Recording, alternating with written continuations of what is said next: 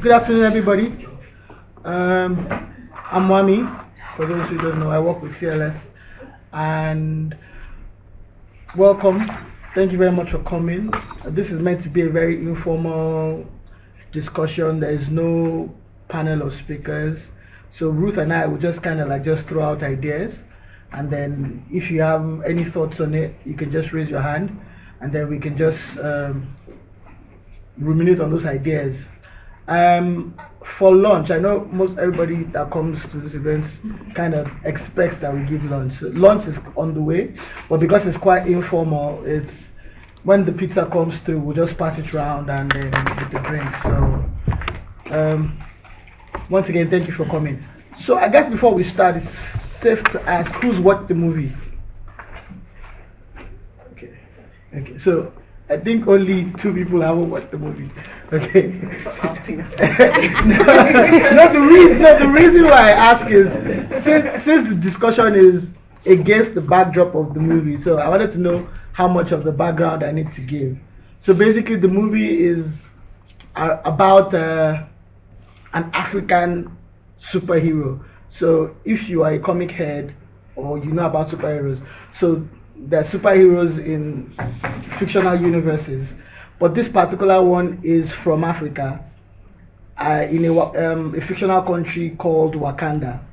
And apparently the country has never been colonized, has never had any incursion of external influence, and that is largely due to access to a resource called vibranium that it had had thousands or millions of years ago, and it developed its society around the resource of vibranium. So, and I'm sure even for those of us who haven't watched it, one thing the movie significantly did is that it raised a lot of awareness in pop culture around issues of representation, issues of identity, issues of feminism, and how women are represented in the media, and how women are represented as not just princesses waiting to be rescued, but powerful agents in society that are capable of change. And so we felt that it was useful to have a discussion around the themes that kind of emanated from the movie and see how we as individuals position ourselves against that backdrop. Because I know for a lot of people, one of the reasons why they like the movie is because a lot of people said that they felt like they could identify with the characters in the movie, which is not something that is commonplace with many conventional Western movies. And so the whole purpose of this discourse is to explore themes around the politics of Wakanda and how viable such a fictional country. Are there any lessons that we can learn as Africans in shaping or reshaping our own identification as Africans and as people that engage with the world? Because for those of us who watch the movie, remember that at the end of the movie, the consensus was that Wakanda needed to engage with the rest of the world, and have been isolationist wasn't going to work going forward. And so I guess the question then is a secluded political system functional? Is it practical? Does it work in this day and age? And do the systems of governance in such a country, are they viable? Because for those of us who haven't watched the movie, so the way Wakanda works is that it is ruled by a king in council with the leaders of the 4 other tribes. There's a 6th tribe, I believe, but that tribe has kind of excluded themselves from the rest of society due to differences in political ideology. But at the end of the movie, the 6th tribe came and you have a unified system. And so they don't run a democracy. Though there is still some semblance of choice with regards to who can rule. Because when it is time to pick a new Black Panther, everybody, at least in theory, has the right to challenge for the position of Black Panther. Though that right to challenge is hierarchical, so you first start with members of the royal family who can challenge, and then members from the tribes who can challenge, and then just about anybody. And that is why the villain, for example, could challenge. He could challenge one because he was Wakandan and two because he had royal blood. And so I guess the question then is, and this I'm just kind of instigating discussion, so I'm throwing it out there now. Does anyone think that, now tying it back to real life Africa, that the system of, or the democracy that has been, sold to the world as the be all and end all, most effective, most productive, and effective system of governance, is it a model that works for us, or do we need a more nuanced system, which may not be monarchy in itself, which may be some variant of it, as in the case of Wakanda? Do we think such a model can work? Because when we talk about decolonizing Africa, it also means decolonizing our political systems. And so not just taking governance as it was handed to us by colonial masters as is, as the normative standard, but questioning the very systems on which our governance is built. Does such a system work for us? So, open to suggestions. I don't have the answers. This isn't, I'm not a political scientist. Or my first question was, why is it fictional? Given that Africa, most of the guys in Africa are despots, dictators. There's except for perhaps Thomas Sankara, Sobukwe, Iko. I struggle to find somebody that hasn't sold out us as a conquered nation. So, and going to Wakanda, a fictional thing, for me, I'm grappling with that. And this royalty stuff for me is also for me. I also question the royalty stuff. So that is what I'm grappling with, and I'm trying to get around it, but I struggle to get around it. Well, for me, I think one of the challenges that the Wakandan system presents for us in our new context is it's very difficult to think of an African context that has not, in one or another way, been impacted by colonialism. I mean, fine, Ethiopia, arguably, maybe Liberia, arguably, are the two countries that could say we weren't colonized, but they still had particular impact from the colonial phase. So it's very difficult for me to kind of think of Wakanda as the system and then try to transplant it. And I mean, I know that's not what we're trying to do, but it's very hard for me to conceptualize it, because even in those two contexts where we regard them as not having been colonized, there's still numerous political issues of legitimacy, of notions of democracy. I mean, Liberia is an example where there is this dichotomy between people who deem themselves as indigenous Liberians versus the descendants of freed African American slaves, who then, entering the space, became, I guess, the elite of that society because of their interaction with the Americas. And some of them were educated, of course, and so on and so forth. And we see that kind of manifesting itself in the political tensions that exist in Liberia today. The notion of like being versus like everyone else, and the elitism is based on this genetic history of like slavery. So it's hard for me. That's the first thing I wanted to say. Sorry, it's a long-winded commentary. The second thing that I also wanted to kind of touch on is systems of governance. I don't know, so then the question, I think, one of the questions you kind of posed was the way the system of governance in Wakanda is there a way to conceptualize other systems of governance in Africa that are functional? But I think the question in that question is, what is the definition of functional and who gives it meaning? Because I'll give an example. Swaziland is deemed the only absolute monarchy on the continent, and so the king is both the head of state and he makes the laws and enacts and all of that stuff. according to Western conception, that is a very problematic system because then power is concentrated in one individual. But I think that's a very simplistic way of seeing the Swazi royal system. Because actually, yes, while the king, as the embodiment of power, does make those legislative decisions and so on and so forth, he does so in consultation with numerous tribesmen from different tribes who have very different interests. And even the fact that he's polygamous, people perceive it as this, and I think it's like a colonial game. There's a notion that like polygamous men are problematic and that it speaks to sexism and issues of agency of women, which I'm not saying aren't real and legitimate issues. But then the system of polygamy in Swaziland, if you look at it, it's actually specifically set up for accountability.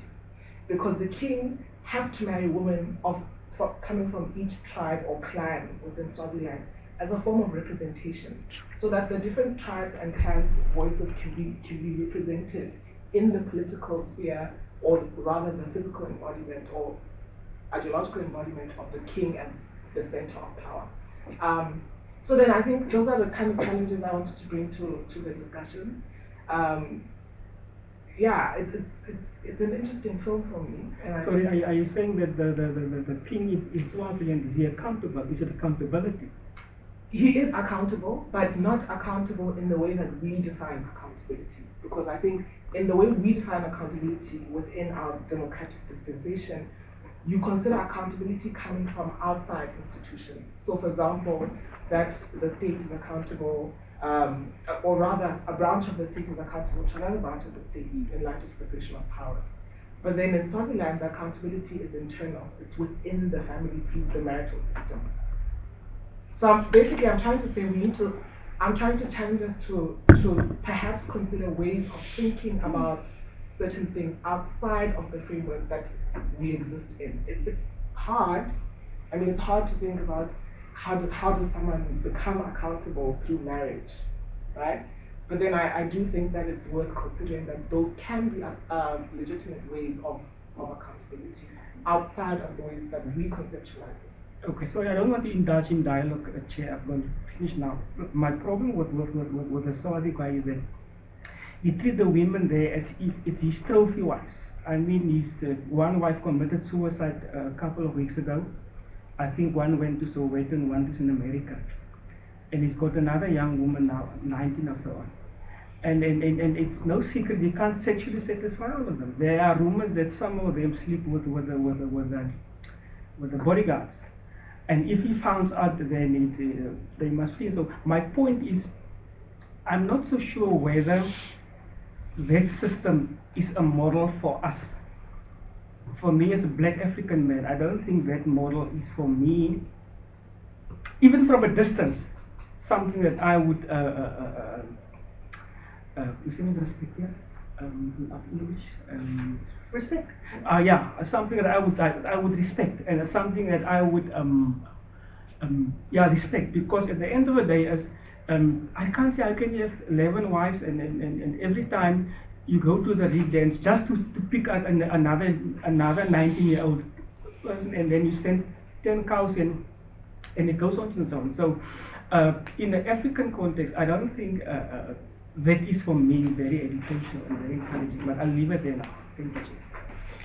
Just on what both of you have been saying, I think like for me, the film demonstrated, even though it was created by a Western company, it demonstrated how much the West has to learn from Africa and how much it has been negating many aspects of Africa that have been prospering without Western intervention. And what sucks about most of it is that African politics will always be viewed through Western lens, and that will always set the standard for how we're failing or how we are failed states. But just on the monarchy, British monarchy back in the day was pretty much, like just the same. So I don't think that just because a certain system in Africa isn't working doesn't mean that we should consider it failed, and doesn't mean that we should then look to the West to be like, okay, well now how can we improve it? How are they succeeding? I think that because of that, that is why many states have collapsed, because there's always been this Western standard to try and achieve our sense of success. So I think Wakanda demonstrates that there is space for remodeling and there is space for a sort of like rejuvenation that is African concentrated. That makes a lot of sense. So I guess, and I'm not, please correct everybody who I tried to paraphrase, please correct me, because I don't want to mansplain what you said. So I guess what you make the case for is that while it is hard to construe a system that is outside of what has then become the normative reality, it is possible to have systems that are nuanced and context specific and have internal systems of checks and balances, which is the whole purpose of governance, once you don't fall into a tyranny. And you have a problem with it because you think that those systems are inherently weak, and so they make themselves susceptible to tyranny. But this is now me speaking. I think I align with her point of view in the sense that you have someone who, every system is capable of being manipulated to the, I mean, look at America now. You know, I mean, I need not say much more than that. I mean, in fact, if anything, what it has proven is that you indeed need strong systems to stand against the vices of otherwise, strong men who have the capability to wield power for their own gain. And so, when I was discussing with Ruth, I gave the example of the monarchy in my own tribe. So I'm Yoruba from Nigeria, and we had this internal system of checks and balances where you had the king, and like in Swaziland you then had the chiefs from each clan, and then you had the market women, and then you then had the general of the army, who was like Wakabi, who stayed on the outskirts of town. And so the general never came into the city with his army. He only came when he was summoned by the king to have a meeting. But if there was rumblings in the kingdom that the king was misbehaving, there were two options. The chiefs could either give him a calabash, put a calabash in front of his door, and then when they put a calabash in front of his door, it basically means they passed a vote of no confidence in him, and then he must commit suicide. Either be exiled, walk out, and never return, or commit suicide. Or alternatively, the head of the army would come into the city with his troops and wage war against the king. But to prevent the general from waging war just because when they take over the throne, the chiefs also had their own armies, and so they could also provide a check to the general. So I guess in some weird way, we've always had our own systems of regulating ourselves, and I think it is disingenuous of us to assume that before the incursion of the white man, we were all just subservient to one powerful ruler who did with us as he pleased. The human nature, I believe, is not given to being oppressed for too long, and so it will always rise. How that ability to rise and fight oppression is crafted is a completely different discussion. But I think we must give credit to the fact that with pre-colonial context we've had systems that worked for us. And so while I'm not saying we must, I don't think it is even viable or visible to go back to having kings and chiefs and all of that. But just taking democracy wholesale as the be-all and end-all is probably doing us a disservice to the nuance of governance that is possible in an African context, which is what I think Wakanda highlights. So another thing that I was quite curious about was the concept of economic protectionism and how that translated into forms of xenophobia, and how I'm sure if you remember when Wakabi was talking to T'Challa, that's the king, and was saying if we open up our gates for these people to come in, they not only come in but they come in with their problems, and so we have to fend for them. So which is I mean, yes. I'm sure every foreigner here can understand what I'm talking about. So, but then again, a similar thing happened in my own country when we kicked the Ghanaians out. Many African countries have had that situation where you feel like these foreigners are taking your jobs, they are coming with their problems, they are diluting your culture, they are taking your women, and all that kind of stuff. And so, while on one hand we like to make the case for a unified Africa, what's that word? Tanzania, yeah. While we try to, the reality is that we're not that homogeneous, and so we must find a way to work together in a way that doesn't feel like anybody's encroaching in another space, but we must still find unity. And so for me, I guess the question is that kind of model actually workable, where you are so closed off to everybody else, you don't trade with the world, you don't receive aid, you don't give out aid, and you don't welcome any strangers?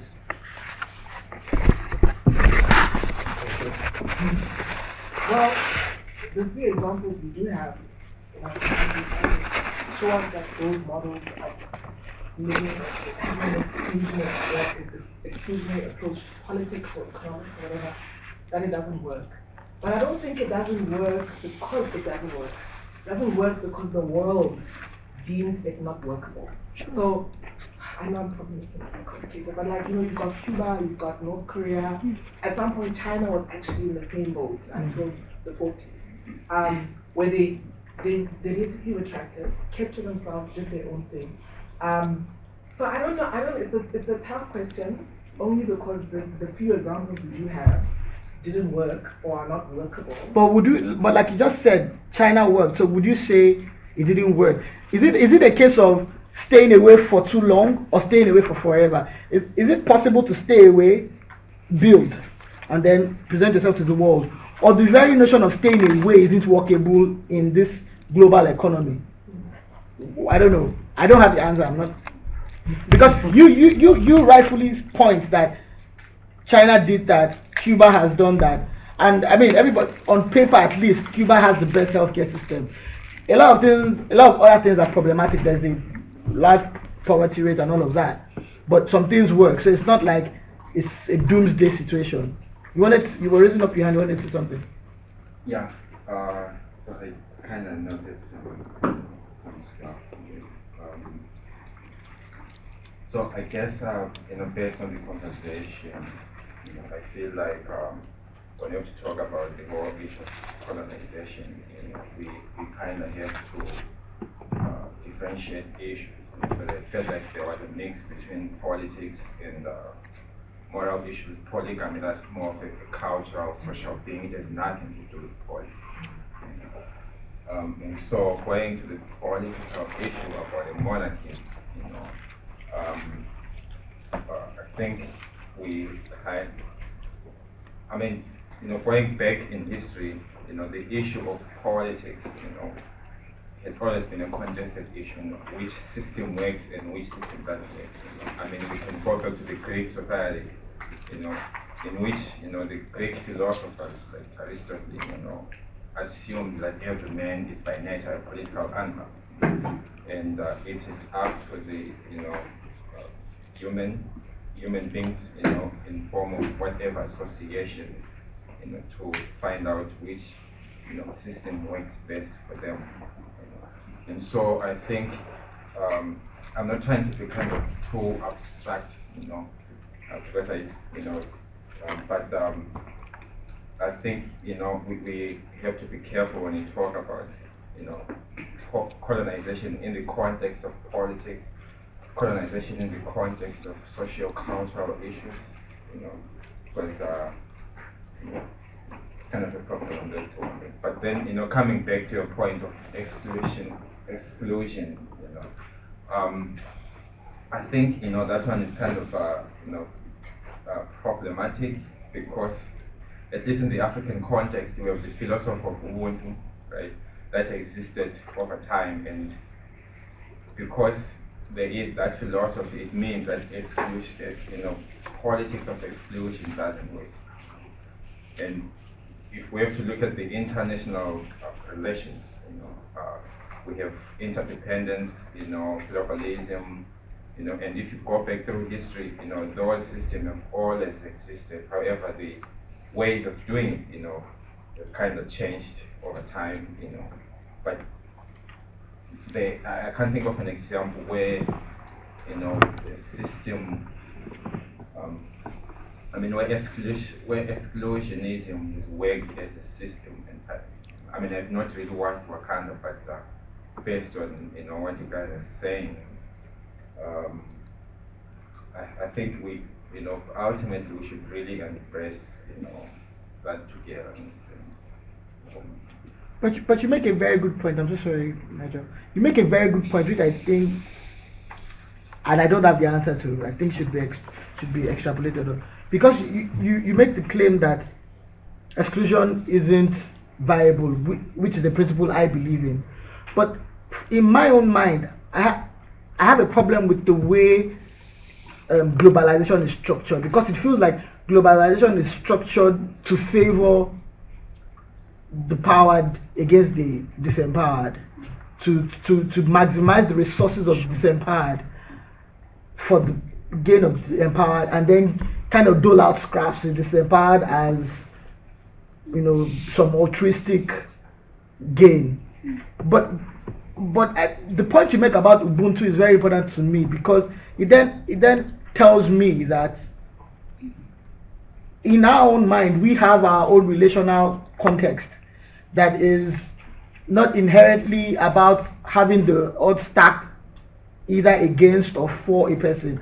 And so, relying on the notions of Ubuntu, we can then make our own claim to the world and say we are ready to do business, but not on your own terms, because we have a philosophy that is grounded in this, which then means this. And so we're not just interacting with you because that is posited as the way to do business. Do you have a problem with that? So if you look at that philosophy in the context or in the binary of African versus Europe, it does make sense what you're saying. But if you look at that philosophy, within the African systems, we can talk about tribal wars, right? They have nothing to do with colonialism. But, they have or not, but, we have, like all these other conflicts. So, in as much as, we are saying, yes, there is, the spirit of Ubuntu, or the spirit of togetherness within Africa, in light of the Western world, at the same time, we're not saying there are no other problems, So if I get you, correct me if I'm wrong, are you saying that in using Ubuntu we must limit it to our kindred and say Ubuntu applies to our kindred in the African context? Is that what you're saying? No. I guess what I'm trying to say is that sometimes there's a tendency of people, to use Africa, or at least in the context of Ubuntu, right, as people who had a perfect system, right, that after colonization, became imperfect. So we treat it as if the system is so perfect, that, yeah, so that's the point of that. Okay. So basically we mustn't glorify it as... Yeah, sometimes let's not kind of glorify it, of course, let's use it, in a effective way that we need everyone to come together.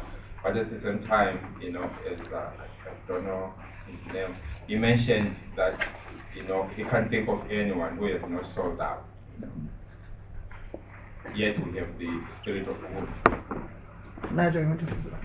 I think so the most interesting part for me was there's a scene where Sinai and Peter and she's like, "Oh, we're going to challenge when the American person moves in. Are we going to challenge it?" And then she's like, "No, I'm not going to commit treason." But then later on, then challenges him. So at like what point? So that's an accountability measure. And also, like in Wakanda, what happens is when the Black Panther who leaves is actually denied who takes over. I can't remember what her name is. So Okoye. yeah, who takes over power and runs Wakanda when the king is gone. So that kind of like just delegation and who gets delegated to is quite interesting because it's not of the other tribal leaders. It's specifically like the Security Council of Wakanda. But also at what point she's willing to commit like civil disobedience. So before, when he's not killing people, she's still like, I won't commit treason, but then later on does. And also the idea that also treason is like linked up to similarly xenophobic ideas of Lupita having actually gone out and brought other ideas, and she's not forsaking her country because she goes out of it. I think it's also interesting for people who like leave their country and come back, and those kind of ideas that you're bringing back treasonous ideas also within just that kind of idea. So I think that was quite like the most interesting to me. And also when we're talking about measures of accountability, the secure, I don't know what the Dora Milaje is what they're called, yeah, as a security measure. That also speaks to like conflict not being a bad thing. I think also that we're always talking about like harmony, and like we know it wasn't there before. It's not there after. It's worse now, but we're also not looking to like have like.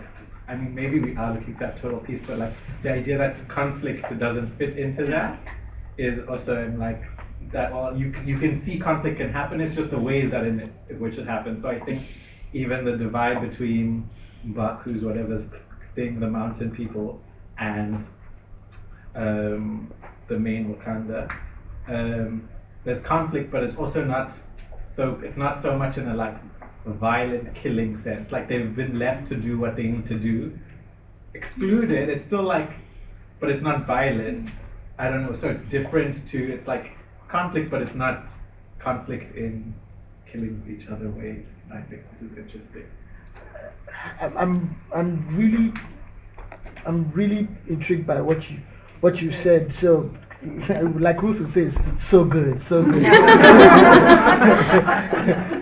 but I'm going to hand over to her now. But I think there are just two points that I found very intriguing.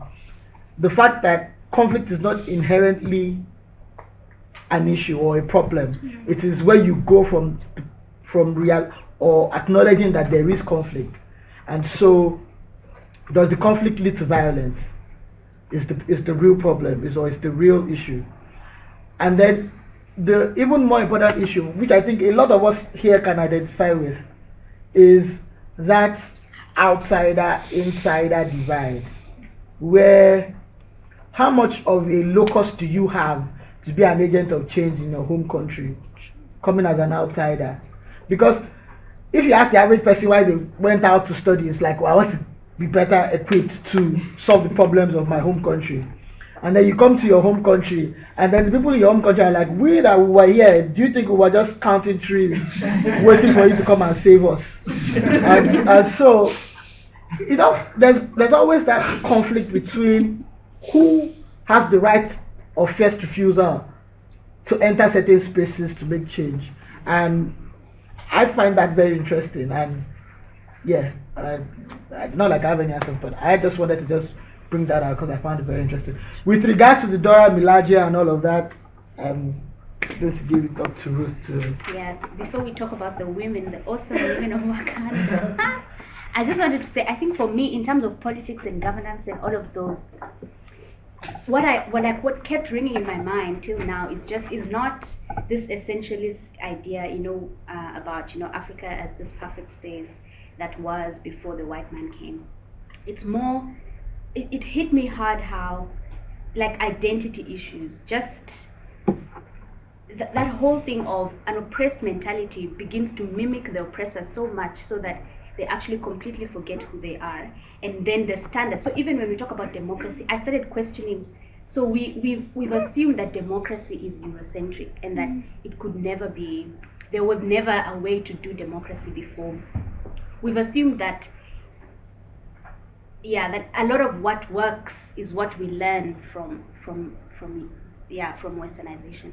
And what was true for me is not so much that had there not been colonization, and this is probably about the isolation, had there not been colonization, Africa would have still been messy, because there was always empire rising against empire, and there would still have been messy kingdoms that I still believe would have nonetheless found their way to some form of messed up democracy. We could still be like America right now, nonetheless, but it's not that we would have been in a perfect space. But I think, just to come to your point of colonization as impacting culture and social on the one side and impacting politics, I actually don't think they're different. I think the example he gives of Swaziland speaks about a situation where polygamy, which we'd like to think as socio-cultural, is actually political as a means of accountability. So that impact of colonization affects identity to the point that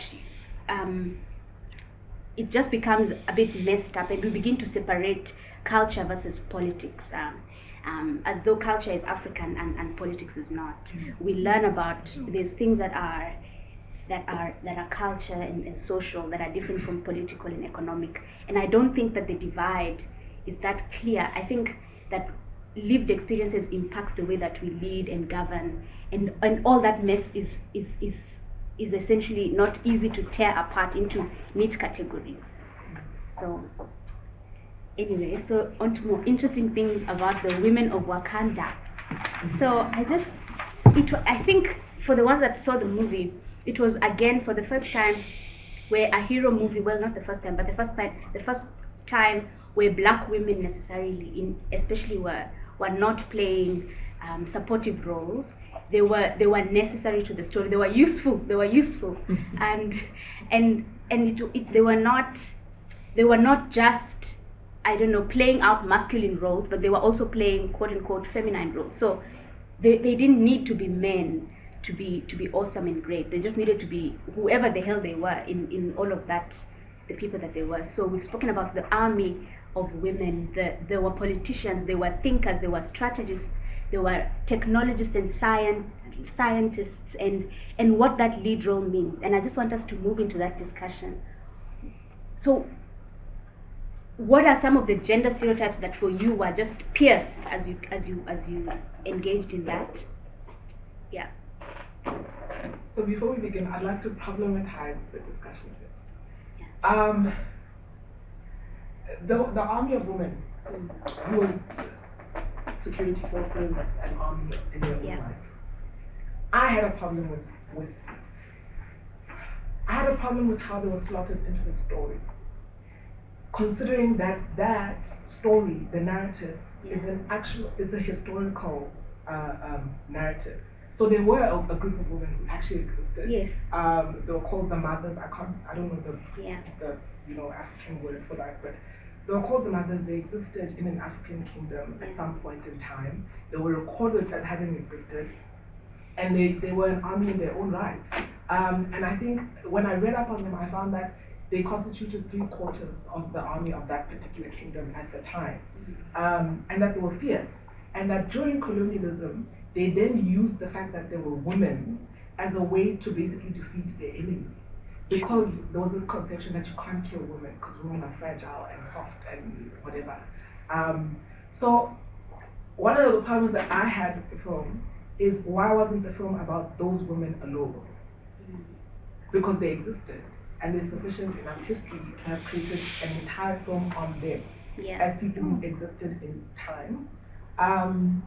So I just wanted to put that out there. And maybe we can take onto that because the whole movie, actually, you could tell that they've done research that went into. So it's about the Basutu blanket and the Namibian. It is about all of the tribes that were actually represented there. Every time I was like, oh my God, that's a Maasai, I'm a Maasai. So we could identify with the way that they did. But again, there's people who thought that all of that, trying to collapse all of that richness of African history and existence into the one movie also collapsed a lot of things I thought you were raising your hand. Yeah, I was just going to say, just in terms of what gender norms have been pierced, I think that for the longest time, considering the fact that we live in patriarchy, there's been an idea that masculinity and femininity are exclusive to your sex, and that idea is slowly being destroyed, because you can be a female who's masculine, you can be a female who's feminine, you can be a man who possesses masculine and feminine traits. The two can coexist within individuals. And to say that, so yeah, with regards to the film, I think that it just brings us back to this idea that masculinity and all that it stands for is not specific to males. And I think the more we have conversations and dialogue about this, the sooner we can break down these gender norms and societal norms and constructs that exist, and I think are having a huge impact on our society.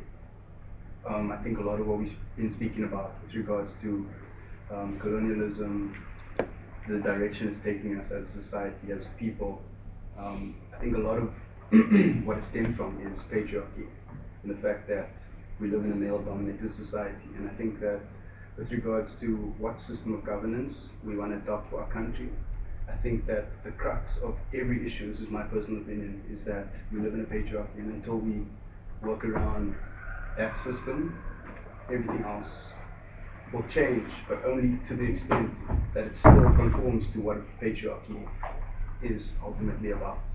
And I think that until we redefine our society and the fact that it is patriarchal in its nature, nothing's actually going to change in the great scheme of things. Because just one more thing I want to say is that one of the biggest things I believe that stems from patriarchy is this very capitalistic nature that you were talking about, the empowered versus the disempowered. And I think that that is what is a product of capitalism and the exploitation of resources to one's gain and not of the other. And this capitalistic quality is what I believe stems from patriarchy, and until we redefine that system, actual change will not really come about. Yeah. Well, I actually just wanted to say, so I think I agree that this movie is just like comparatively really refreshing and it's done a lot to pierce the gender stereotypes, but I do actually have two critiques about the gender dynamics in the movie. So the first one is a small one. Like, we never really learned anything about Killmonger's mom. Like, we just know she's like an American woman and like gay first, but like there's like no, I guess there are already too many characters in the movie, but like who is she? Does she exist? And the second one is like, I think like Wakanda just as a country is like, I think more reflective of all the empowered women I've seen in my life who are like scientists, strategists, but at the same time women cannot be king with Wakanda. Like when they were like doing the competition, it's like a very physical kind of display of like masculine like physical power of like, fighting on that. Like, yeah, so like it does seem like it is still a like patriarchal monarchy system, and I think this was also very like relevant when T'Challa was like having the dream of where he like saw his like father. It's just like it seems like it's a lot of men. It's like so I guess like even in Wakanda there's a limit to what a woman can be. Like, can she be queen or can she be like the head of the state?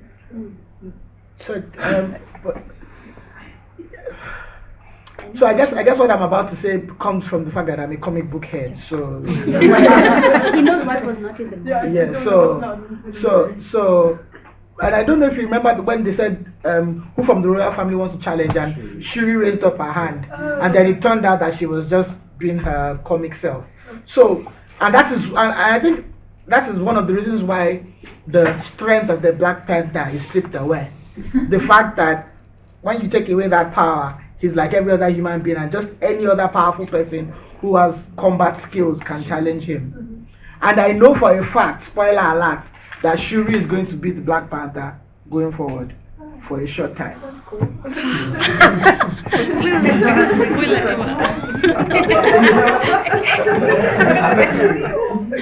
In the comic book. In the comic books, which will play out in the movie.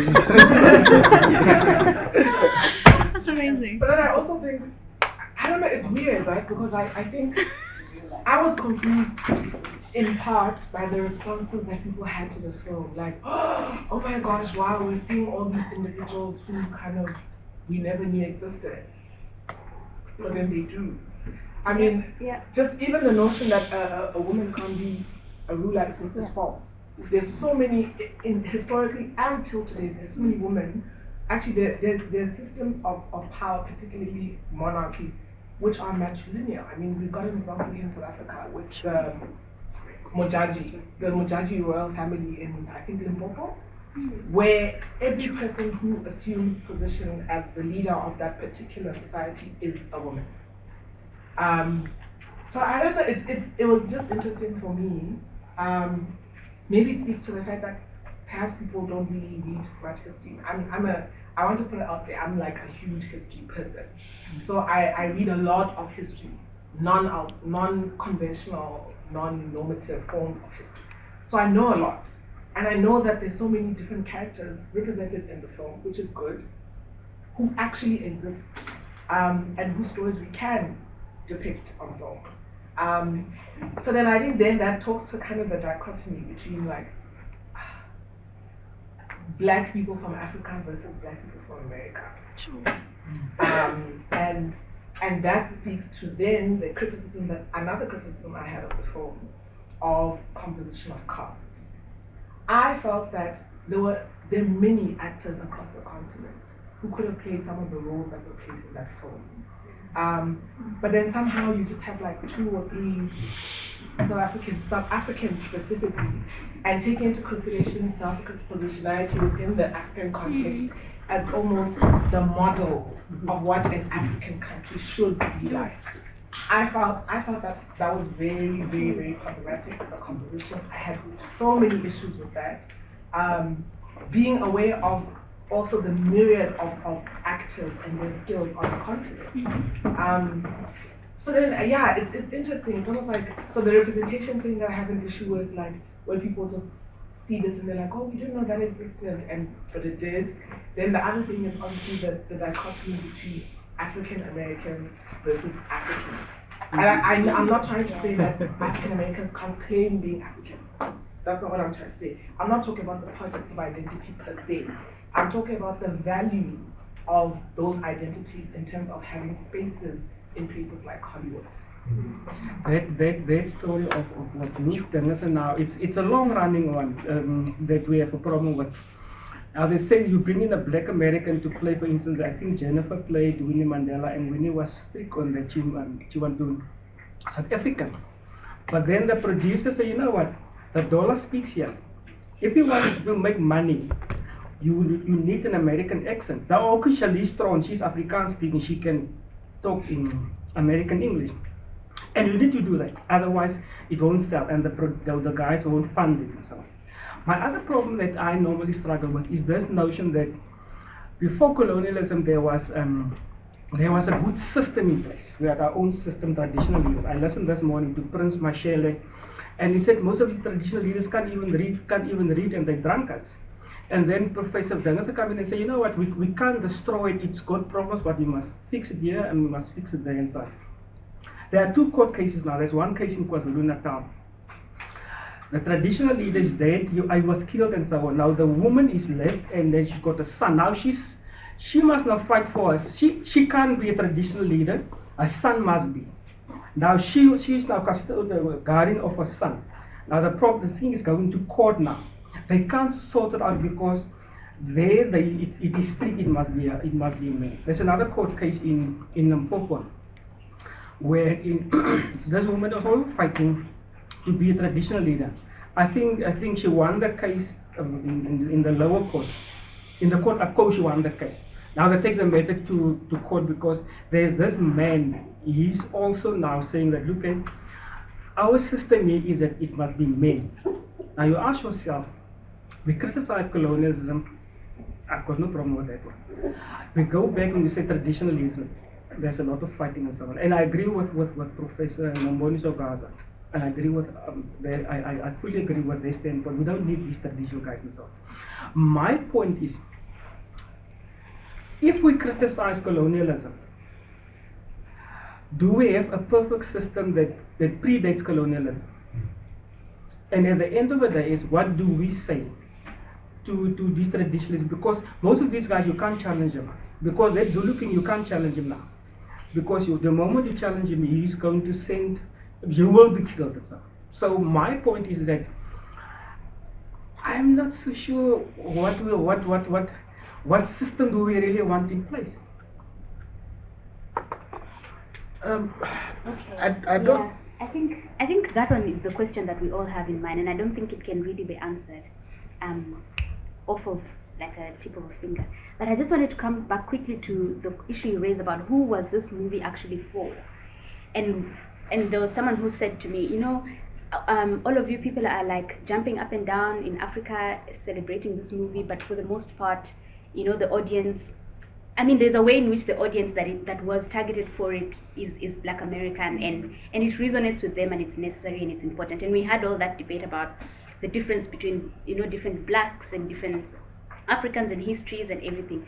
And I mean, for me, the thing is always not so much, there's no need for us to be a homogeneous, there's no need for us to have unified experience.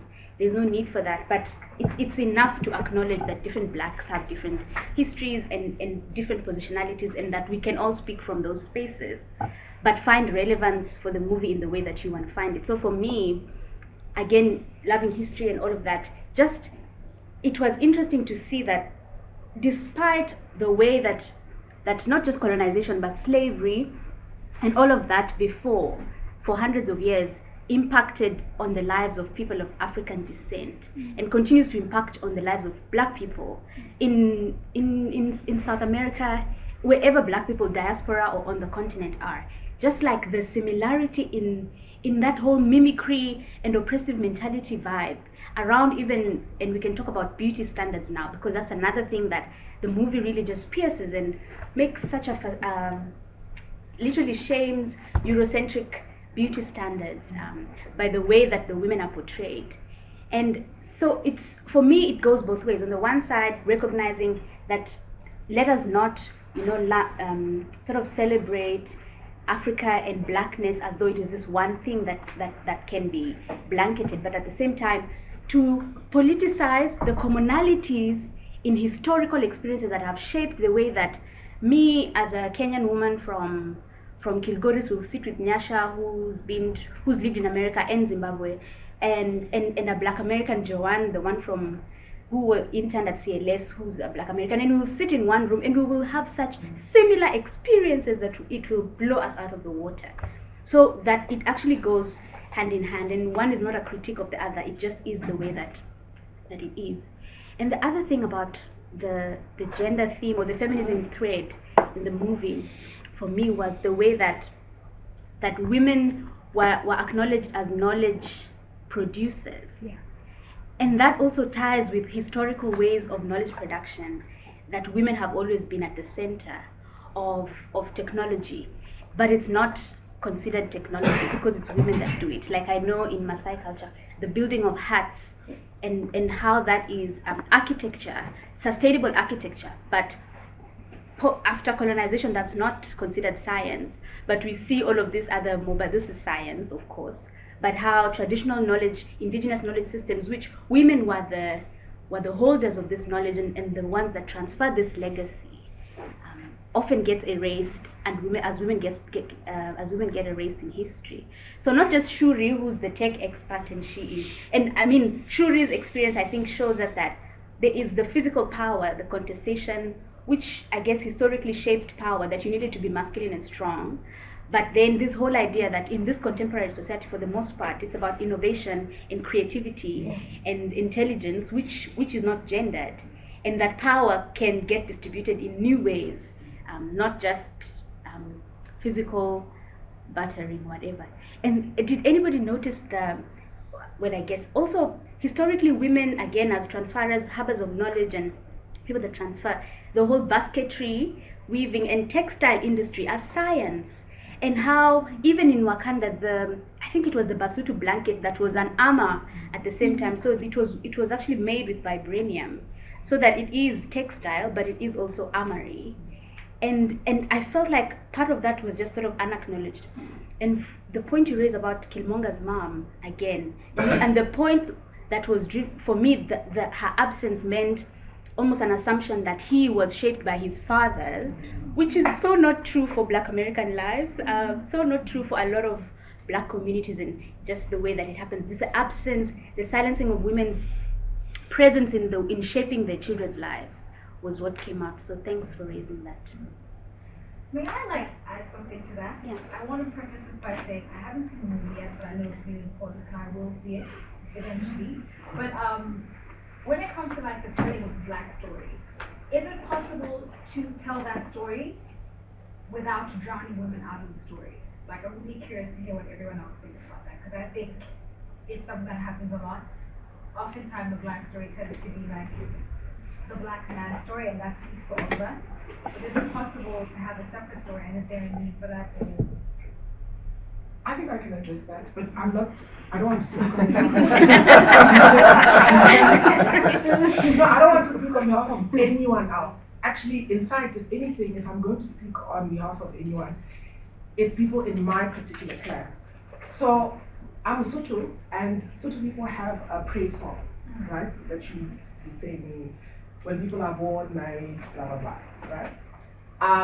So it's interesting because growing up, you're told to learn that praise song because it's important, but you never really necessarily understand what its meaning is. So our praise song it's different from the Nguni praise song. So the Nguni praise song is name, so and so, so and so, so and so, so and so. And generally, those individuals can be men. But my particular praise song is actually a story of women. It's a story of two women who were married to the same man, an older wife and a younger wife. The younger wife was a healer, so she could help people. This is pre-colonialism.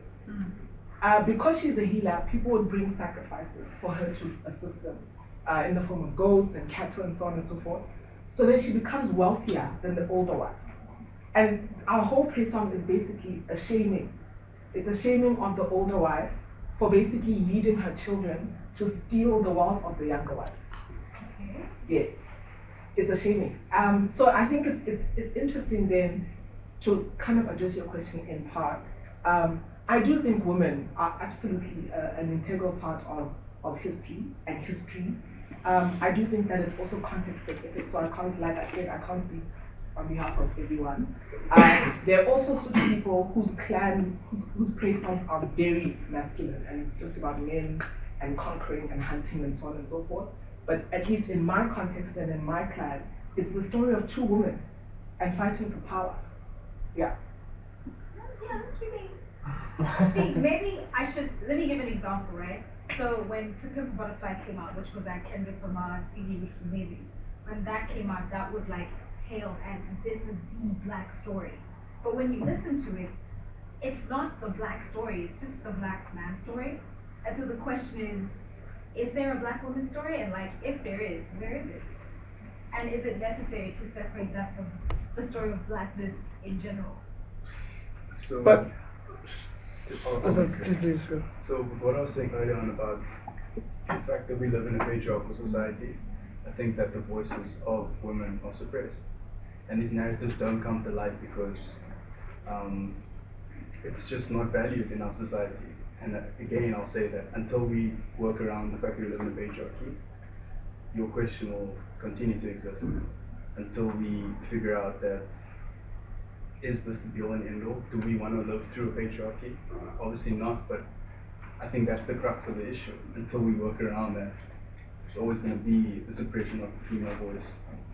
And these narratives are not going to come into existence because I don't know why, but it shouldn't be a thing. I'd just like to hear what you think wants to think right now.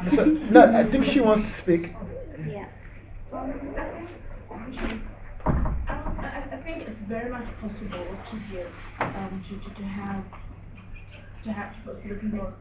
It's possible for women to have that voice and for that to happen, and that is why, in terms of the art industry, there's a strong call for more stories to be told, and that everybody, if you have a story to tell your story. And And so because of that, we cannot place a burden on everybody or a particular person to say you tell the black story, because there isn't one black story. Yeah. All these examples, if you look at the director of Black Panther, you look at Tupi Mabarak, these were written by two black men, and so they can only tell their stories, their stories. So to place the burden of them to give all of the stories is unfair and almost impossible. Just like you cannot place the burden on one particular woman to give the story of all black women, because we all carry different stories. And I will, again, staying within the art world, I thought of Ray in terms of how to like something I personally can identify with, starting with her book, The Awkward Black Girl, right? And so other black women will read that and be like, okay, I don't necessarily identify with it, but personally I can, but that speaks to my story. And then you see that in her series and so forth. But that's one particular story, and that's one person telling her story. She's a whole lot of other people, and all of us can tell our stories in whichever form that we feel best represents it. And another way in which that we can revive and share our histories of, as women in general, or as people in general, shouldn't only be limited to storytelling. I think it also speaks to in terms of the generation, the generation of knowledge and what is knowledge. There isn't one particular way of doing things. And so this emphasis or this overemphasis of saying it's the only way that we can deal with discourse is something that we need to get out of. It can be expressed and shown and revived, and in many multiplicity. I think it is not a responsibility, but that's something every single individual can do, and not one particular. Maybe I just want to echo what you said. I agree with it completely, that as long as we're in a patriarchal society, it will always be the question of you're being measured against someone, let's say the elections in the States. Okay. Like most of the critics against the Clinton is they were just measured against a man. Is she going to perform? You're being measured against a man, which will never.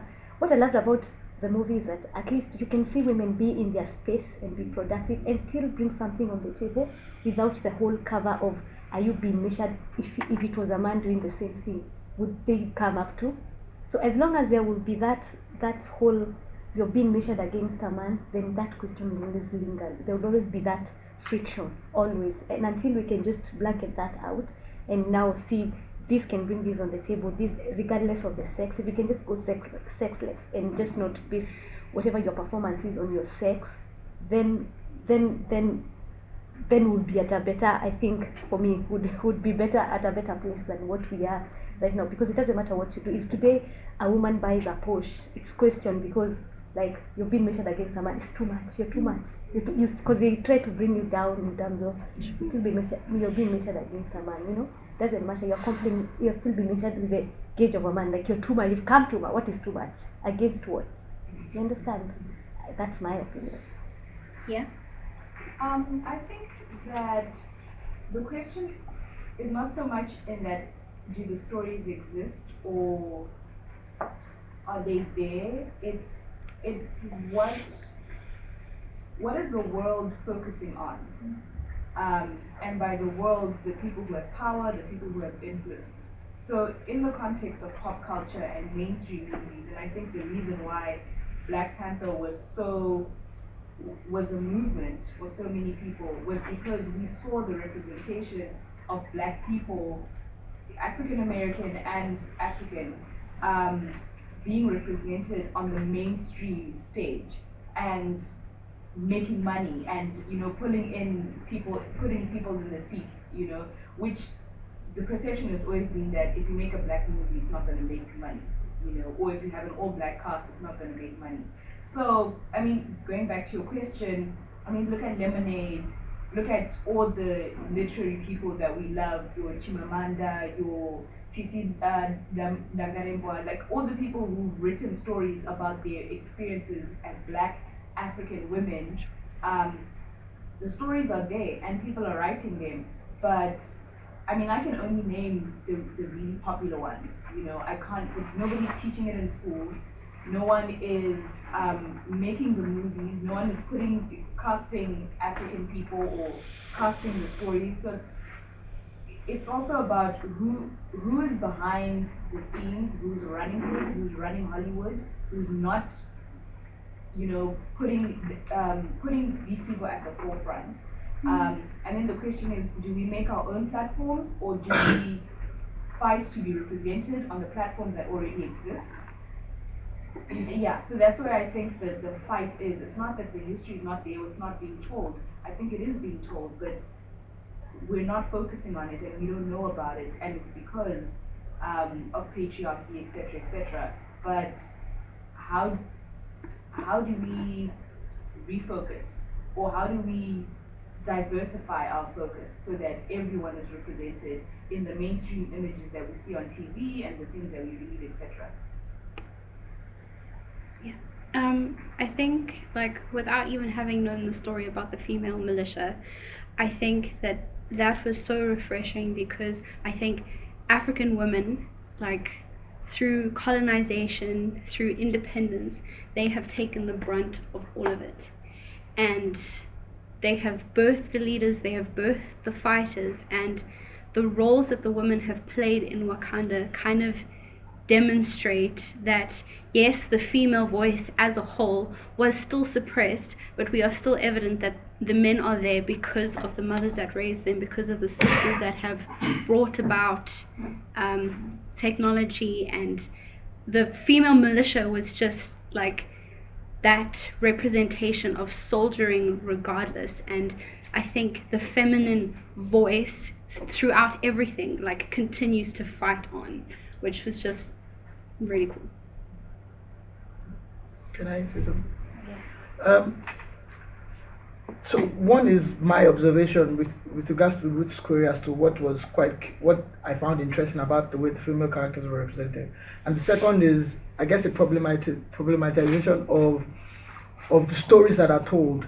I stumbled on this somewhere and it got me curious, but the story you've told now just kind of reinforces what I read, and it was about how it almost feels like even when we tell female stories, we almost have to pit them against each other. There has to be the what we perceive as the good woman against the bad woman. So you see men in a world full of Nicki Minaj's trying to be a Meghan Markle, ridiculous, idiotic things like that. And so for me, when you say the story is about two women, but it is pitting one against the other and saying, no, this one was the good woman that healed everybody and was fine, and this one was the bad woman. So it's almost isn't it possible to have two lead females in the plot without having to diminish one by creating this whole moral narrative that then makes her look like the bad one? And I think for me, even though Black Panther was about the Black Panther, that's the purpose of the movie, the other female characters didn't feel the need to supplant each other, which is often what will happen in a retelling of a story where there's more than one lead female character. So there was the ability to collaborate and not supplant each other, which I think is an important narrative that must be pushed. And then my own observation was all through the movie I kind of guessed that there was something going on between Okoye and Wakabi, but it then became obvious at the end of the movie that they were either going out but apparently from leaked footage it turns out that they actually married. And when he was charging against Mbaku with the rhinoceros and she stood in front, but because the rhinoceros is just like, say, your pet dog knows your spouse, and so the rhinoceros stopped and licked her face, and Wakabi then pushed to her that, will you kill me, or will you fight against me your love, for the purpose of this battle? Like, for Wakanda, I will strike you dead right now. And which I think was very powerful for me personally, because even I personally, growing up, I'd always grew up with this mentality that, oh, women are emotional creatures, they're only capable of emotional decisions. And so showing a person that can think logically, strategically, put the good of the greater whole against her own personal love interest was very interesting to me, because it just showed that strength is not just in physical strength which he had, but in that emotional fortitude. So that was quite striking for me. Nancy? I think this is actually what the two of you have said. And I think it's a question that I've always have about what kind of representation we see as universal. And like historically it has been like this great white male perspective, but now we're like kind of pushing the boundary a lot in like Hollywood or other forms of representation.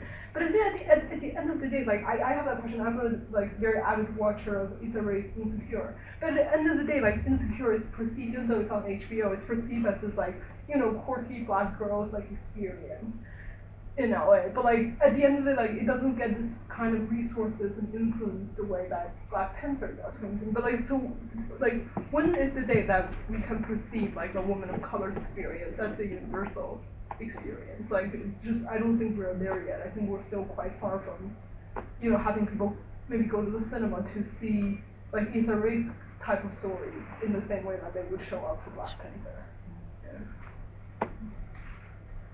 Yeah. Just to comment on the issue of patriarchy. So sometimes, you know, when we critique patriarchy, I always wonder, you know, if men, you know, felt the same pressure during the time when societies were more matriarchal. You know, like, were there similar conversations like this? And if so, does that reflect, you know, the idea that what is a matter of time before a system changes into another? I think talking about matriarchal systems, I'm from Malawi, and I think about this a lot, but they still tend to come, matriarchal systems are still very patriarchal still, so it doesn't necessarily have to, and I think this speaks to when we just talk about representation, it doesn't necessarily mean just because you have a matriarchal system, you don't have patriarchy within that matriarchal system. So I think, because we sometimes over-focus on representation, so it ends there. If you have a woman at the head of the society, in Malawi you still have like marriage guardians are all men, but the leader of the society is a woman. So it doesn't necessarily translate to it not being patriarchal, even though it's a matriarchy. To talk about one thing also from the movie, I'm like changing direction a little bit. What I found interesting, the one thing that I didn't like about it was the ending. Is when they opened up, the idea of opening up and engaging was particularly like in the UN and like opening a center in America. Obviously, yes, it has this American connection, but they weren't totally closed off to the rest of Africa because they were clearly doing like low-key intervention work. But the idea of opening up was to go like there to the UN and like talk to all of the officials, who then like, what do you have to offer us, obviously. Which obviously maybe for like fun and movie type things is good, but I was like, opening up wasn't seen as like the rest of Africa. That's not what you saw. You saw them opening up and engaging in a particular way, so I found that quite interesting. Also, one other comment that I'm going to make, also as someone who reads the comic, definitely Wakanda was very heterosexual, which is quite interesting because there was a scene that was in the movie and apparently, which was also interesting, cut, because they weren't sure. There is a character in the book, because two of the Dora Milaje are lesbian, essentially. And then there was kind of talk about Okoye maybe, and then there was a scene between two of them which was then removed, and nobody, like all of the interviews, nobody knows why it was removed. So that's quite interesting, because people then argue, yeah, you don't want to just include, I mean, multiplications of ways of being in the movie just for the sake. But I think it's interesting because it's coming from the comic, which was already there, and then it was cut, and then put it. There was a scene that was cut, which I think is quite interesting. So those are my. Okay. Yes. I wanted to go back on the your comments on the relationship between Okoye and what was his name? Wakabi. Her husband. Yeah, that's Wakabi. Oh, yeah. So I thought that what was interesting for me, especially with Hollywood today, you almost always don't watch something and there's like a sex scene or like something bordering on soft porn. So I noticed specifically the exclusion of that in the interaction, which I think Black love has always been portrayed as, I don't even know what the word is, like perverse and animalistic and not control. I don't know, just weird, essentially. Where we can't control ourselves and so I thought it was interesting that, I mean, for good or for bad, that there was no express physical sexual interaction on screen. I think they kissed at the end or somewhere like that. That's the only real time that you see them kind of expressing themselves in that way, which I think they did. I think they did that deliberately. So it was interesting to see, like, I don't want to use the word dignified because I don't want to act like there's anything wrong with sexual relations. Obviously not, but just given how I think Black people and how they love one another, and how women, particularly Black women, are portrayed in terms of their sexual relationship or how they are portrayed on screen in a sexual manner, in overly sexualized a lot of the time, their bodies, etc. It was refreshing to see that they were just normal, and their love was normal, and even to see Black love on screen, on mainstream media is unusual. We usually have Black love movies for Black people, but you don't have something like Friends, for example, which weirdly enough we could all watch and all relate to all the relationships and all the interactions, and yet there has been this category which has been set as Black love movies that only Black people should watch. So I thought that was interesting to see, that relationship.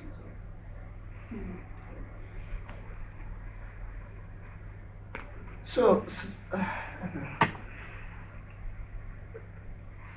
and this just comes from your very last point with regards to some movies being designated as targeted towards the Black audience.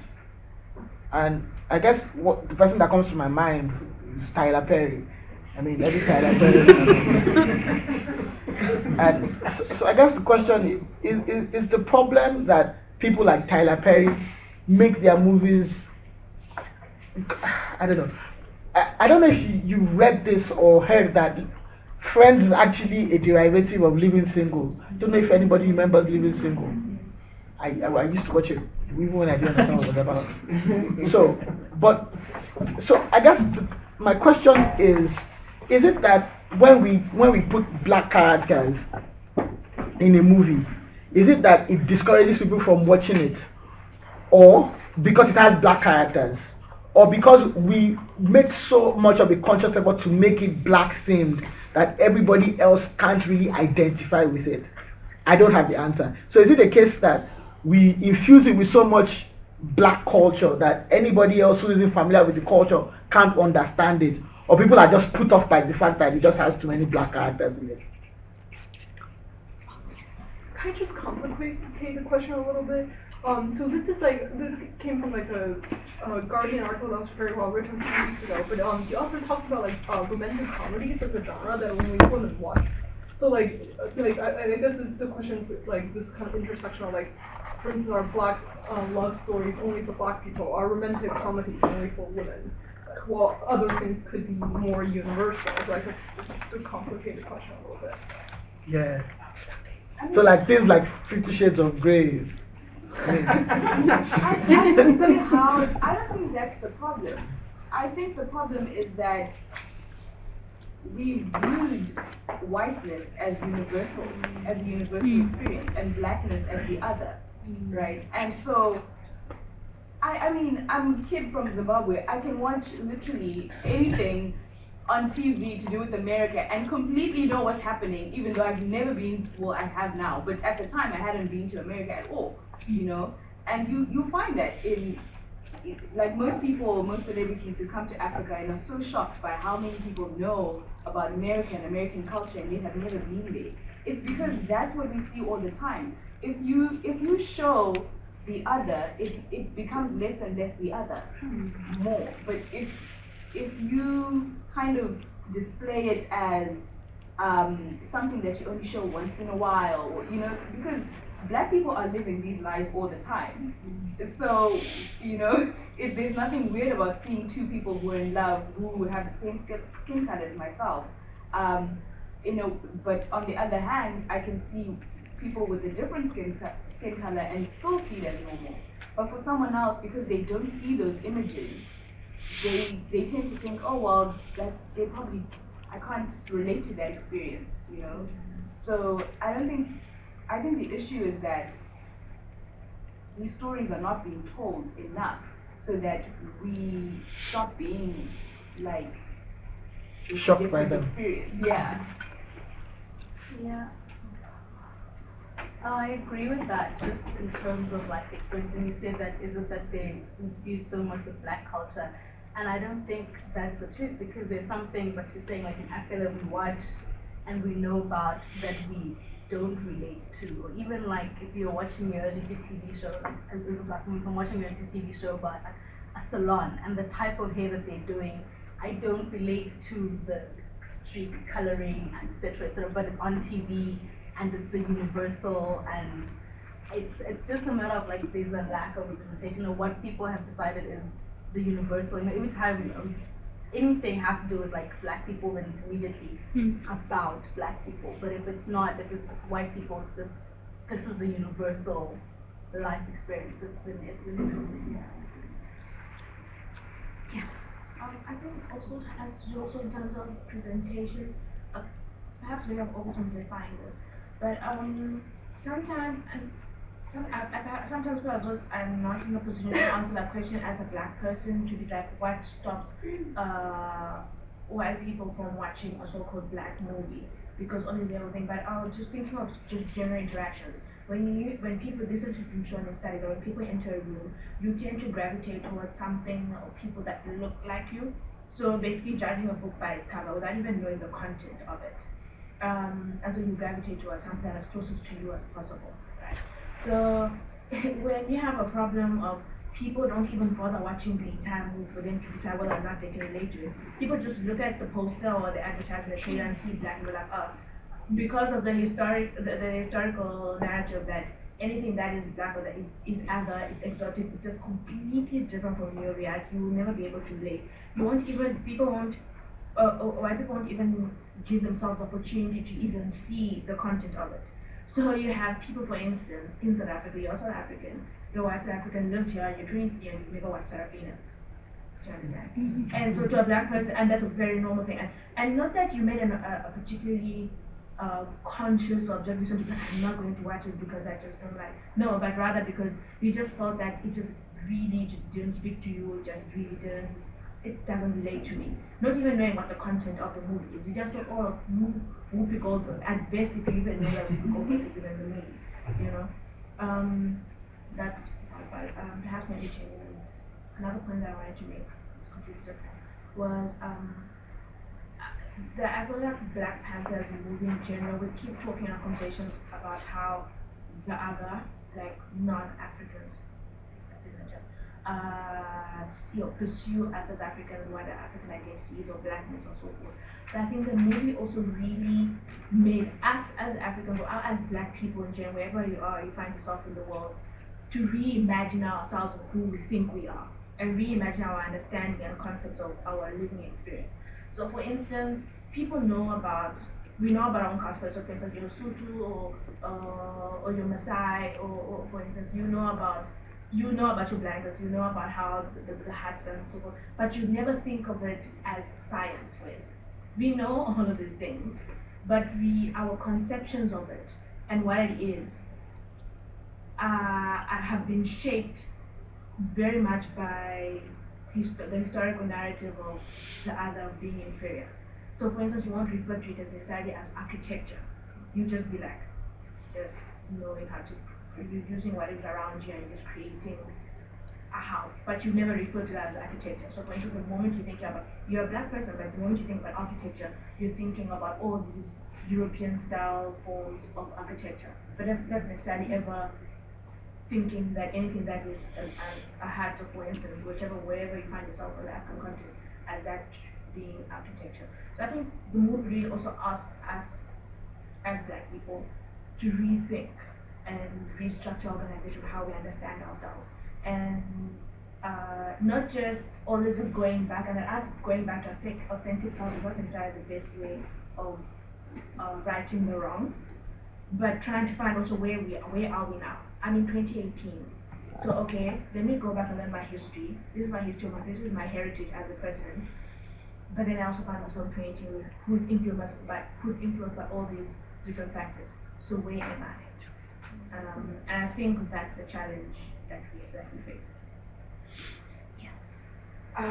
I agree and disagree. With what? With the question today, specifically about reimagining the self.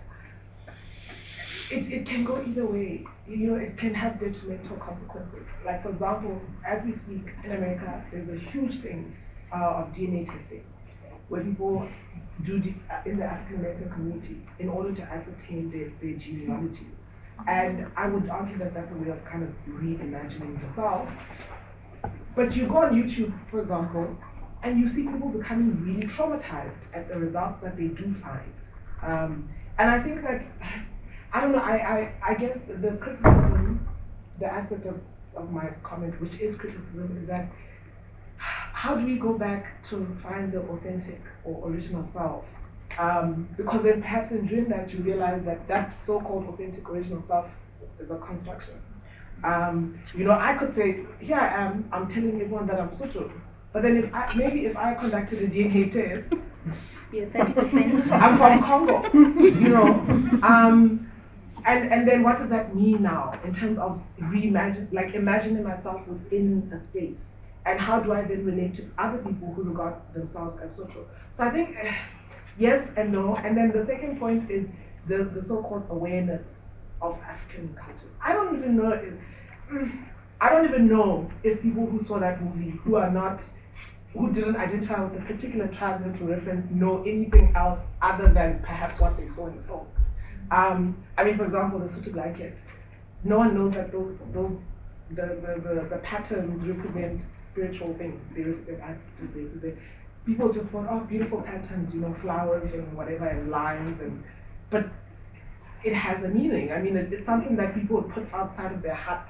So you make your hat with mud, and then you put all those symbols as protection, spiritual protection.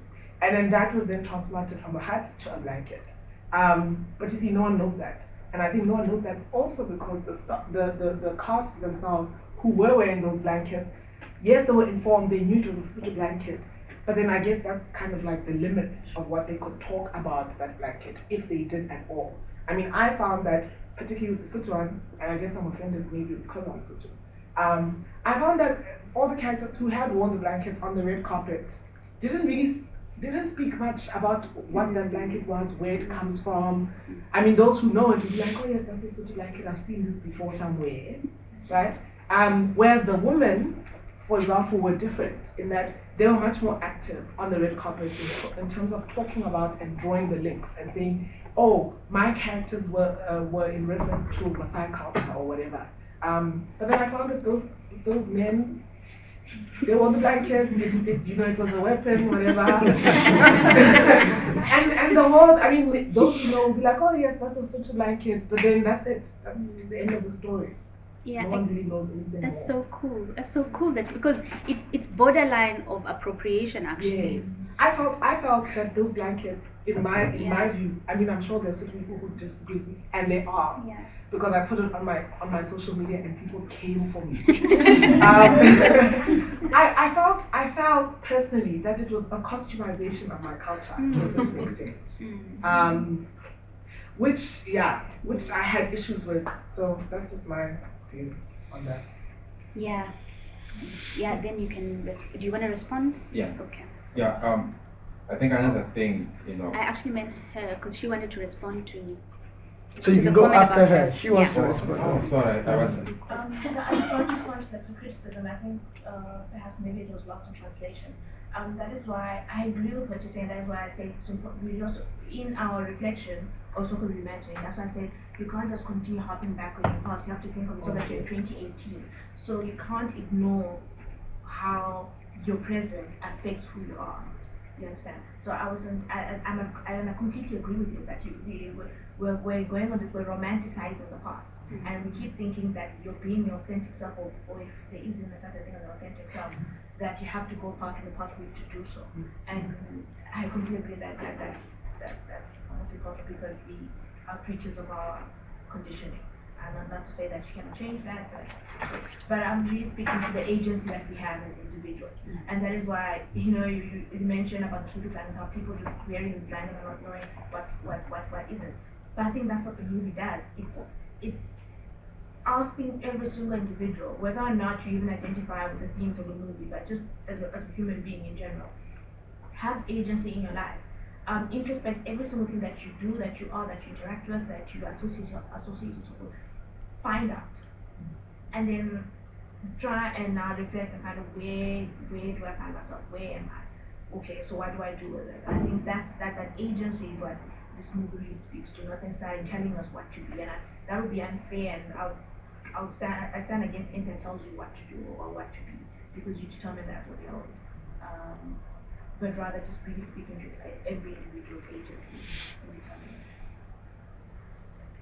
Yeah, no, I just wanted to respond to him and the other speaker. You're talking about, she mentioned the idea of the otherness, and then the other person was talking about people not knowing the culture.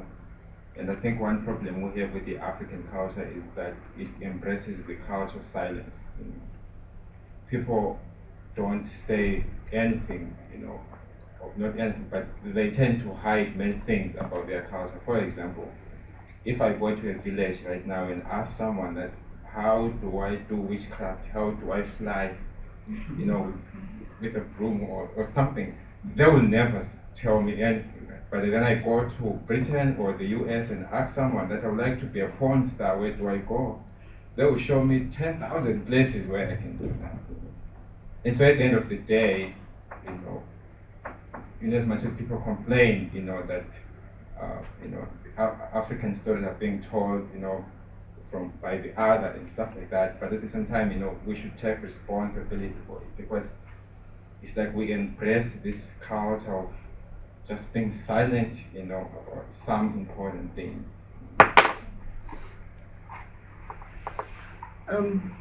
You raised a point which Ruth and I had discussed while preparing for this, and it was about basically knowledge and hidden knowledge. And I've read and then I know from some cultures in my own country that in fact knowledge and knowledge transference was within the confines of secret societies. So there's a tribe in my country, from my country, who we now know had handwriting all along, and it dispels all stories that say African culture is oral tradition. There was writing. It's just that it was within a secret society. You had to be initiated into that secret society, and you are forbidden to share the writing. So I guess that ties into your own point, that at what point do we democratize the knowledge that we have and say we must use it for the good of ourselves and everybody else, and no longer use it as almost as a form of power against, because knowledge truly is power and use it against the unempowered. I don't have the question. I don't have the answer to that, but I guess I'm agreeing with you that it's not just historically we can say for a fact that we have societies in Africa that have thrived on withholding knowledge, vital, whether the knowledge is something that we can. I mean, a friend was asking me, why hasn't any rainmaker come to bring rain in Cape Town? We know that there was such a thing as rainmakers. We just didn't understand the science of speaking to the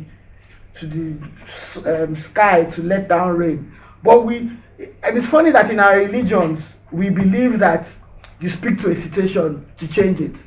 But when it then takes on a different form, where that faith is tested in practical terms, we then like, that's witchcraft.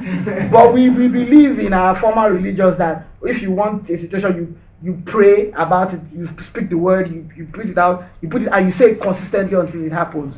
And so, how do we quantify the energy that goes out when you say a thing consistently until it happens? I'm getting too metaphysical, but yeah. Yeah, and if you look at the classical sociology, for example, I'm not sure if you guys are into sociology, but let's say Margaret Mead, she went to the indigenous aboriginal country and she interacted with people, and they thought that they had it correct, right? Until years later, when they later realized that people just did not tell them the truth, and that really spoke to that culture of silence. But at the end of the day, they've already published the thing. The world knows, whatever they wrote about that culture. Which is actually true. I saw this comics. I think I showed it to you, where there's a picture and their villagers hiding their things, like hide your TVs, hide. The anthropologists are coming, hide. So hide and wear your costume and be like, that kind of thing. And so it's very true that and I guess that then goes to who then has a locus to enter a space to create knowledge. And so if you say you're doing an ethnographic study, how much ethnography are you really doing as an outsider? Do you really have real access to be able to tell an authentic story? But I think even that question presupposes that the insiders themselves have access to that knowledge. I mean, in a lot of the Bantu languages, people speak in euphemisms and allegories and metaphors and all sorts of things for things, right? So they're like, you ask someone like in Sotho or Zulu or whatever, what is sex? Like, give me one word that you could say without a doubt is sex. And there's no such word, because there are myriads of euphemisms to describe it. So I think even the language itself carries secrecy. There are particular languages that don't just divulge, even within the context of the insider. And I don't know if sharing knowledge will empower necessarily. I mean, if anything, as you said, we've seen in the past, it's been a weapon against the very people who share that knowledge. And then also, how do you know if the knowledge is authentic? It could just be the truth or the story of the particular person you ask. Yeah.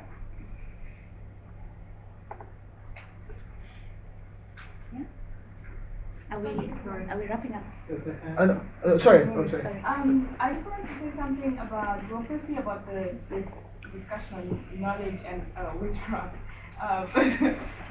If we think about Harry Potter, for example, which I've always thought is an interesting example of how when we talk about witchcraft and the way witchcraft in Africa has always been portrayed is on the backdrop of Christianity and how it's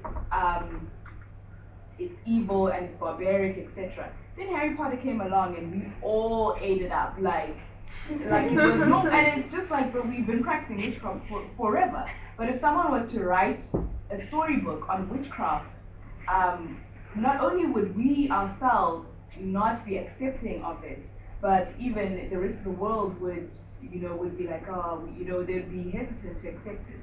So yeah, I just think it's interesting how when we do open up, just to as a go back to the beginning of the discussion. When we open up the world, Africa actually does have a history of being very open to people from outside. And then, we open up our doors, we share our knowledge, and then not only is our knowledge distorted, but it's rejected and appropriated as Harry Potter.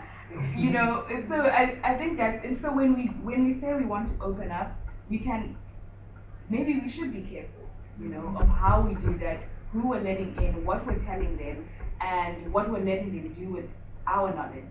That's the first thing. And then the second thing I wanted to say was, one of the most poignant things about the movie for me was the experience of blackness and how it's so nuanced, and the way that it was presented in a way that everyone, and I would hope to believe that even people who are not black could identify with.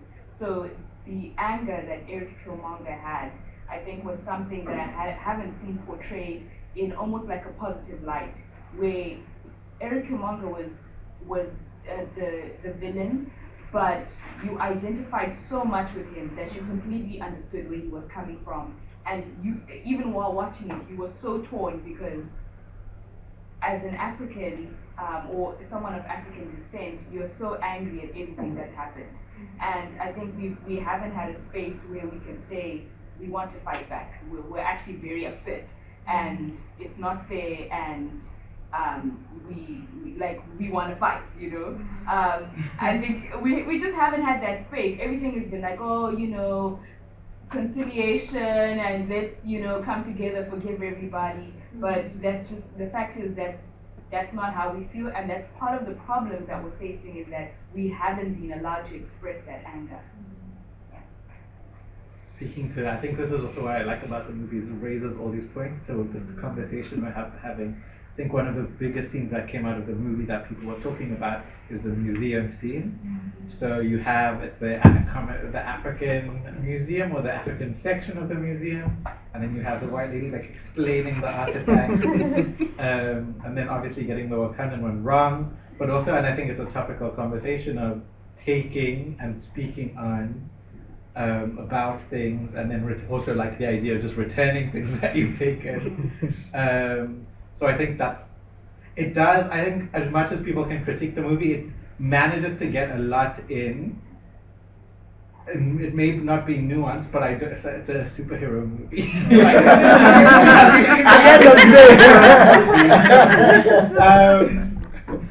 So there's a lot that can be critiqued about it, but I also think it must be held on if you watch Marvel movies, compared to a lot of Marvel movies, it does really, really well. Even on a gender front, even the movie that's come out after Black Panther, which is Infinity War, I hate it because it did this thing of pitting women against women. So you only ever saw women fighting other women and men fighting other men, which is something you didn't see in Wakanda. Everyone was fighting everyone. So I think as within the superhero movie genre, I think it does really well to allow people to have these conversations. Would Avatar count as a super movie genre? Because I thought that you really good job of asking questions. Avatar, the blue one, or the cartoon? I know it's sci-fi, but it's mutants, and the X-Men are mutants, heroes too, so maybe you could technically say, but I thought that was not a movie that did a good job of asking questions and talking about when do you open the doors, when do you keep them shut, who gets the access information, who doesn't. Also contextualizing, previously Marvel's only black main character is Storm, and she's very, and even her stories, she also, the connections to her in Wakanda, something like that. Yeah, she was married to the Black Panther for a while. Guys! You're ruining the movie! Read the comments!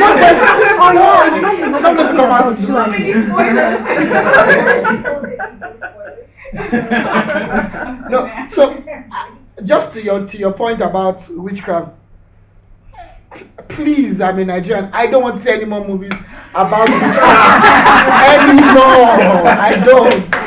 If I had a dime for every time someone was eating my food and asked me if there was juju in it, I don't want that. But that's just an aside. But more seriously, I think the problem isn't witchcraft necessarily.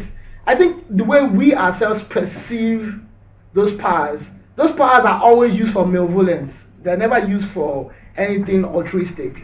And so, as much as the power is in itself potent, it is the end goal. I mean, with Harry Potter, you had power that anybody could tap into. You could use it for good, you could use it for evil. But in the African retellings of witchcraft is already just positioned as evil to begin with. So everything that stems from that is just an expression of vile evil. So I think that in itself already, apart from the fact that Christianity and all of that has already made it bad, the purpose for which it is even used to begin with. That's why I gave the example of using it to bring down rain. Nobody's going to have a problem with rain. Rain falls on the good and the evil. Rain is a good thing for everybody. But nobody uses it for that. We only use it for, killing your stepbrother that is more successful than you and all that kind of idiotic stuff. Yeah. But still, by allowing Christianity, to judge the African culture as bad in that way, and Africans not doing anything about it, we still have embraced that culture of silence. Well, we can alternatively make Christianity the same way, as bad as, in the same manner they're making African, religion bad.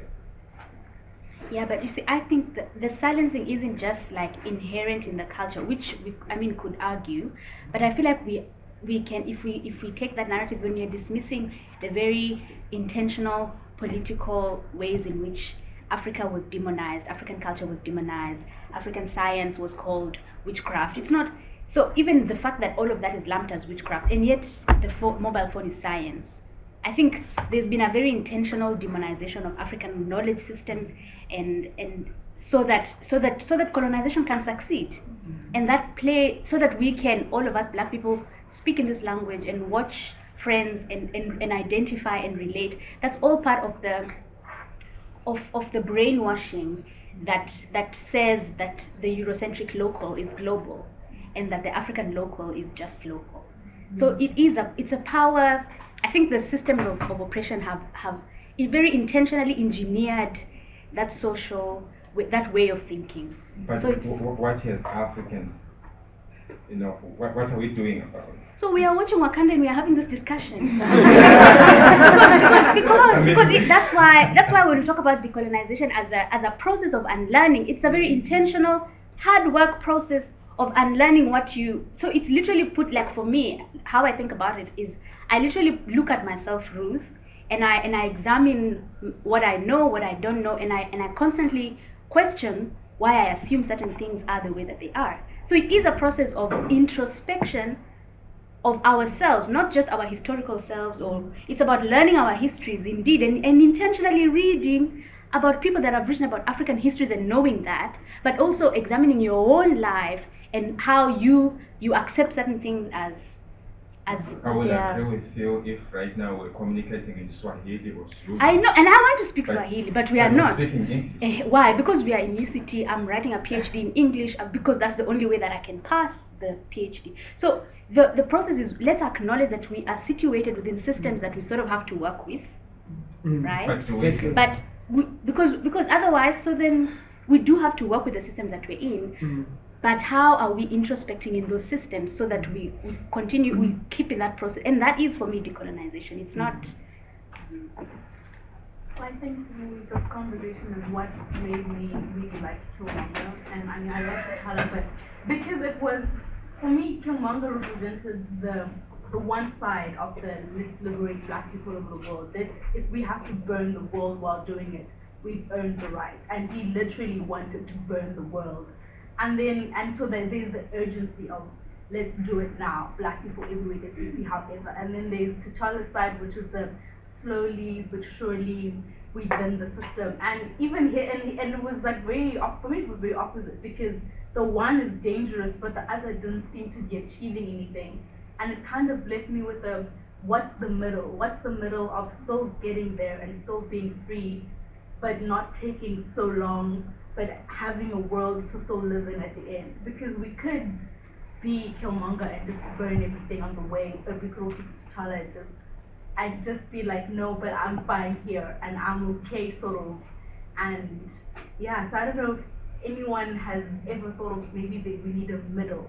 And that's the one thing the movie left me with, that middle. But Nakia is the middle. So remember how Nakia, because I think what Luke Peter's role was to show that you can intervene in the present to shift. So she completely disregarded T'Challa's isolationism, but at the same time she wasn't all for let's burn it down. So she was the one that pushed for intervention, for justice interventions, even in that problematic mess, even before we get to a point where we say, okay, so this is the neat, clean answer, that there are things we can intentionally do every day, to intervene in the spaces where we are.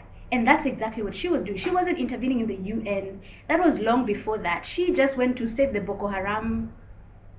Where the first scene begins with her in the Boko Haram. So I think that there are several opportunities that today in this super oppressive system that we can intervene without necessarily, or as we figure out whether we are burning things down or we are accepting it. I have a question. As an audience, what are we saying in terms of the whole the idea of having a universal way of being? Are we pushing for a particular universal way of being, or are we saying let's do away with even having a so-called universal being and just let people be who they are? I think. What are we saying? I think. What are people saying? What are the different things? I think even what Truth is echoing is that we had system pre-colonial that were actually working, and the best move, or rather they were there. Now that we were colonized, now we are speaking after the fact.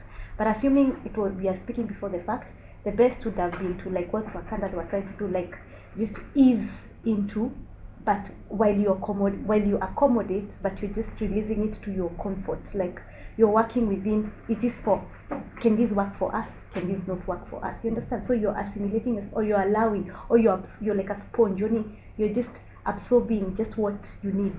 You understand? And leaving out what doesn't work for you. But now, because we are speaking after the fact, I like what she says, that now we have to now work from the inside now out. You understand? You look at yourself and you kind of like, even if I'm still within the system, how do I still reconnect and just like have that that authentic like realness, like this is who I am, this is what we stood for, or this is how we would work, and then now use that together, because right now we don't have a choice, because it's after the fact. Yeah, so much has been lost, so some things have been gained, but still there's would I call it like the fact that it existed, it still continues to exist, and it's always a conflict because we measure ourselves against it. Yeah. So what in short is that your question is, what are we saying? Is that it's good, we know that how it was or how it could have worked, then we can see how we can kind of make our way out of it. It's like a web. You're already caught in it, and the spider is lying on you, so you kind of try to get away from it. Yeah. And I do think that I find it very simplistic for people to kind of just say, oh, the system, as if you can't work within the system. Yeah. Like for example, conceptions of property and ownership and entitlement were basically formulated in a time where America had slavery. So then when we're talking about ownership, it included ownership of human beings in the form of slaves. But as we've seen, we've reconfigured the notion of ownership, and we continue to do so. Even the jurisprudential writings of the Constitutional Court in South Africa with regard to the notion of ownership in land, you see them trying to figure out, obviously there's a tension, there has to be because of the history of the notion, but you see them trying to reconfigure the notion of property to also kind of include dignity, to include cohesiveness, and to include accommodating different types of people. Nowadays, an owner cannot just kick people off their land and then they're stranded, And I think that's the ways in which the system itself, yes, it's problematic, it's oppressive, and it obviously disadvantages certain people over others, but it doesn't mean that within that system you are unable to make changes. Yeah. Yeah. So you, and then Ruby, and then we wrap up. So I think what he just said, I think it's one of the problems that the system will continue to generate, because we're not transforming the system, but we're saying just reform the system and continue working within the system. And in so doing, it means that the system will always be generated. And so I guess another question is, do we want to reform the system or transform the system? I think that's the kind of thing that everybody just goes home and thinks about in their shower.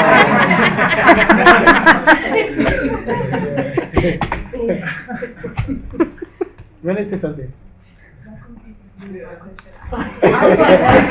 Ruth, you wanted to say something? Yes, to speak about whether or not we need universal system, I think that we're in a space that we all need to exchange with each other, we all need to share with each other, especially like on the continent. So we create a universal system in that sense. But universality sort of suggests that there's one dominant idea that everyone else has to like cleave to, so we all understand each other. And so it becomes a question of what will that dominant idea be? Who gets to set the new status quo? And then who's gonna follow it? Don't you think we already have that We dominant already idea? have the universal kind of I know that we idea. have a Agreed. universal system now, but I would envisage a new system that embraces like the things that we need today. Okay. There's a lot of outdated stuff that I think we need to learn. There's But- a lot of but it's present that- things that I still think we need to learn. But I think that in order for us to like have these sort of exchanges where there's different nations and everything coming together to exchange, I think we definitely need to have like one mode that we can all use to carry all of us at the same time. But what will that mode be? What's going to shape it? Like who's going to set the tone? I think that is a beautiful nature of today's talk, is that we're not happy with the traditional system, we're not happy with this one, we're moving slowly, we question, we argue, and I think perhaps we want most of us won't be around, or all of us won't be around when there's a perfect system, but at least we're going there. We're going somewhere. Just really what I wanted to say, I think I'll piggyback on what you said. I think the question that I just want to ask is, does that mean that we always have, does that mean that we can only ever work on a system in hindsight? Or can we ever get to a point where we create a system that solves everything once and for all, without having to experience the bad or trying to find a counteractive measure to prevent that from happening again? Because you keep seeing that the recurring theme is that, particularly when you're looking at the organization of society. It's always, we're talking about how our conceptions of what is property and so forth, that example is, and how that has changed. We're literally just answering questions, or we found solutions to problems that we've had in the past, but not really speaking to potential problems that would arise as well. So it is always going to be hindsight.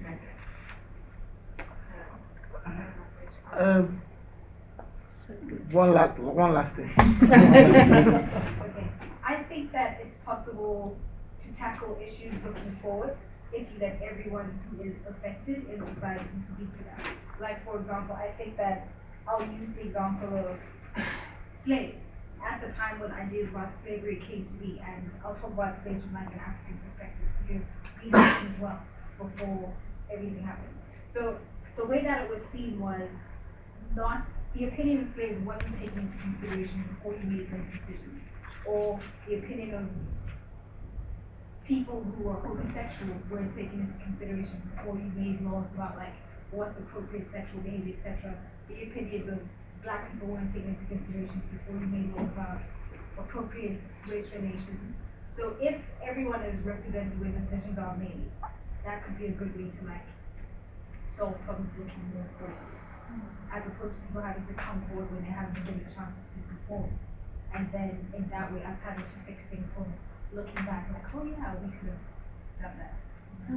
Yeah, no, I said that last thing, but I'm not even going to say anything. It's just, I see someone raising her hand and she hasn't spoken all this. I just think it's only fair to let her speak. No, I just wanted to ask, so if we're considering everyone going forward, how do we know they're not going to be new being or like people in the future? So I feel like things are, we can't decide on